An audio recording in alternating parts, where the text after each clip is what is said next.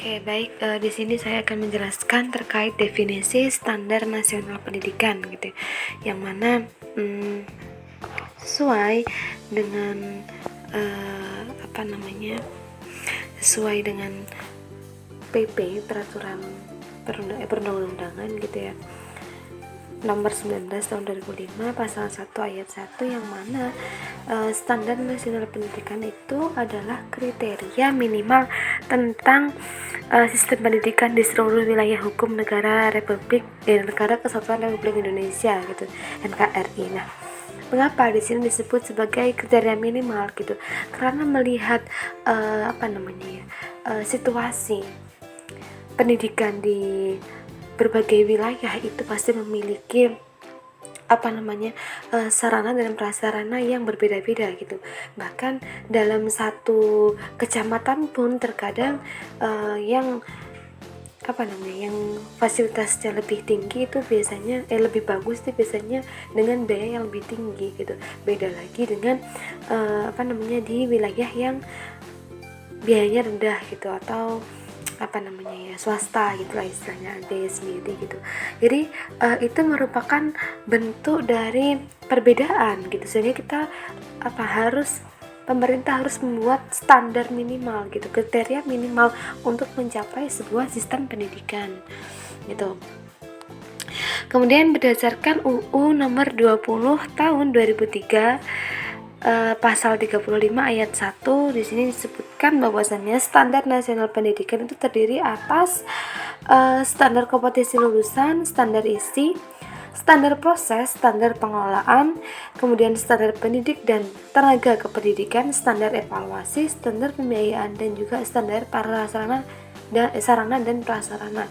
Seperti yang saya jelaskan tadi, bahwasannya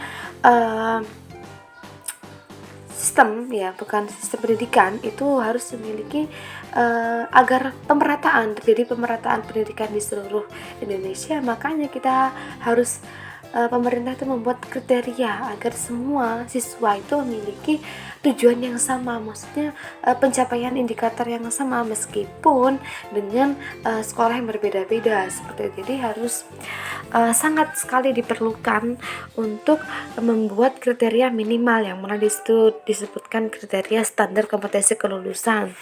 Nanti penjelasannya ada di selanjutnya ya. Kemudian standar isi itu bagaimana nanti harus mencapai pemerataan, gitu ya. Standar proses juga termasuk, kemudian standar pengelolaan juga bisa pengelolaan dari kurikulumnya, mungkin dari pengelolaan dari sistem kelas atau yang lain, atau kalau biasanya di SMA itu ada jurusan, gitu. Kemudian standar pendidik dan tenaga kependidikan ini juga sangat menentukan ke depannya, gitu. Karena seorang pendidik itu harus memiliki target, gitu, atau dia itu harus seperti apa, kebutuhannya itu harus memiliki seperti itu, gitu.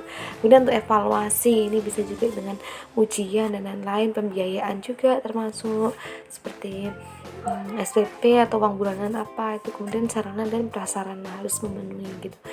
Itu untuk pengertian dari standar nasional pendidikan, gitu ya.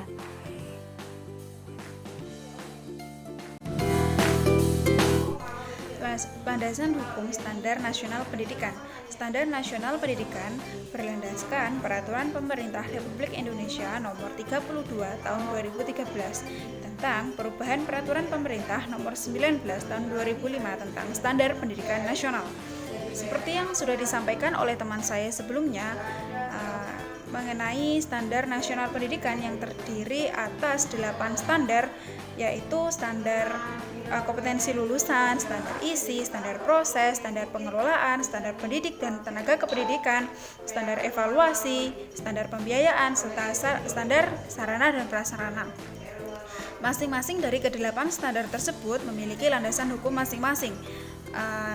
Di antaranya yaitu Permendiknas nomor 23 tahun 2006 tentang standar kompetensi lulusan, Permen nomor 41 tahun 2007 tentang standar proses, Permendiknas nomor 22 tahun 2006 tentang standar isi, dan Permen nomor 47 tahun 2008 juga tentang standar isi. Yang selanjutnya yaitu Permendiknas nomor 24 tahun 2004 tentang pelaksanaan standar isi dan standar kompetensi lulusan pada satuan pendidikan dasar dan menengah. Selanjutnya yaitu ada Permendiknas nomor 24 tahun 2006 tentang standar kompetensi lulusan pada satuan pendidikan dasar dan menengah. Nah, yang selanjutnya yaitu ada Permen nomor 13 tahun 2007 tentang kepala sekolah. Hal ini terkait dengan standar pendidik dan tenaga kependidikan. Lalu masih mengenai standar pendidik dan tenaga kependidikan, landasan yang selanjutnya yaitu Permen nomor 16 tahun 2007 dan nomor 32 tahun 2008 tentang guru.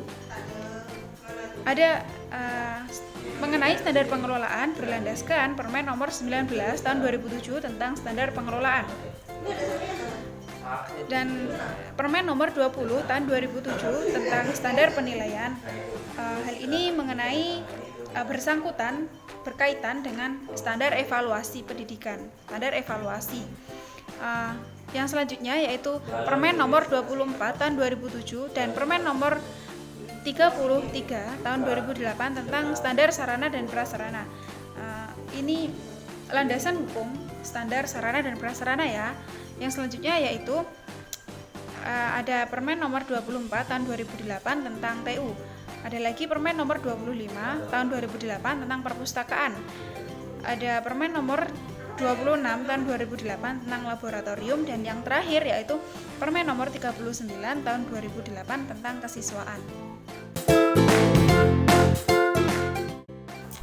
Baik, selanjutnya saya akan menjelaskan mengenai ruang lingkup, fungsi, dan tujuan dari Standar Nasional Pendidikan.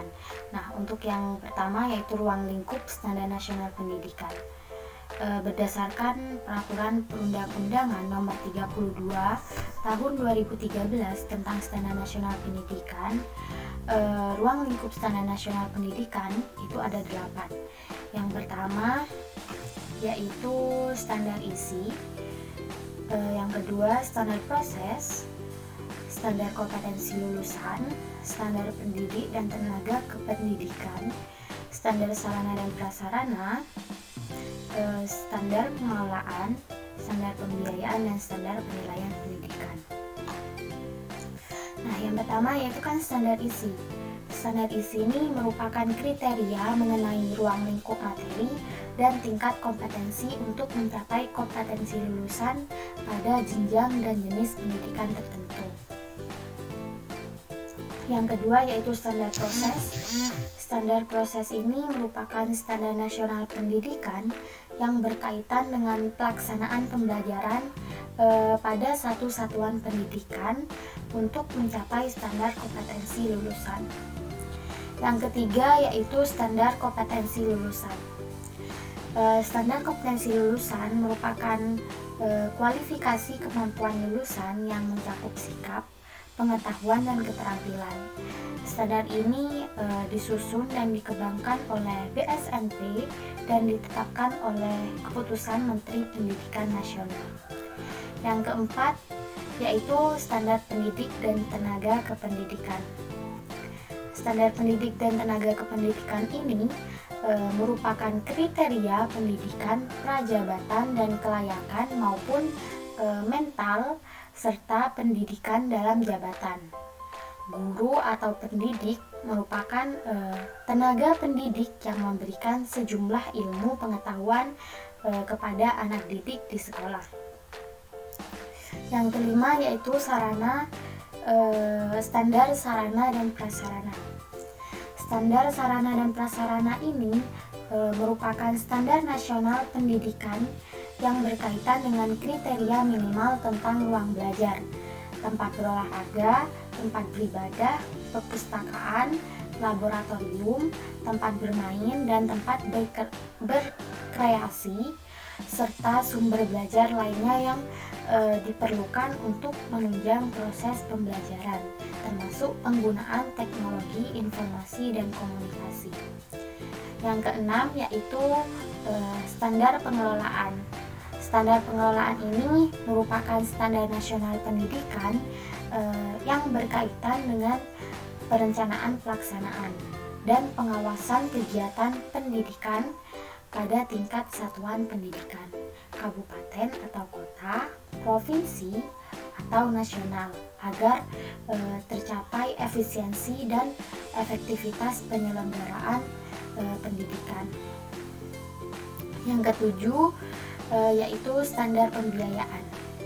Standar pembiayaan ini merupakan standar yang mengatur komponen dan besarnya biaya operasi satuan pendidikan yang berlaku selama 1 tahun seperti itu. Yang kedelapan atau yang terakhir yaitu standar penilaian pendidikan. Standar penilaian pendidikan ini merupakan standar nasional pendidikan yang berkaitan dengan mekanisme, prosedur, dan instrumen penilaian hasil belajar peserta didik.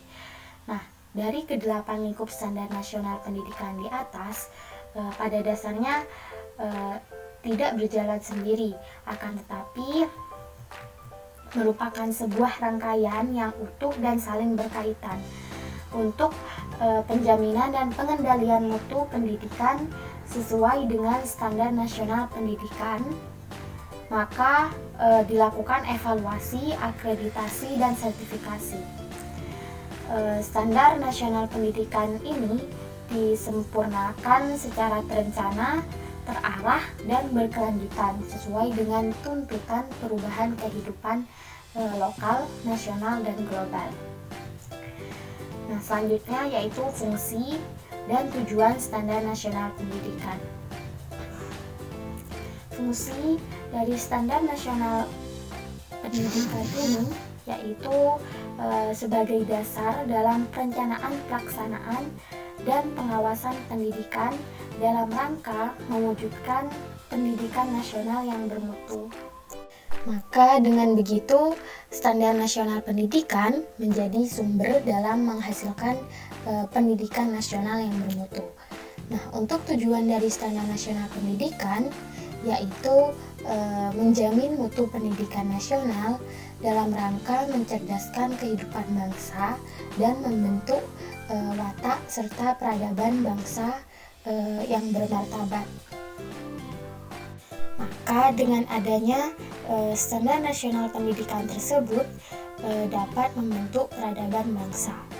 Seperti itu. Baiklah, mungkin itu saja dari kelompok kami. Kurang lebihnya mohon maaf. Wassalamualaikum warahmatullahi wabarakatuh.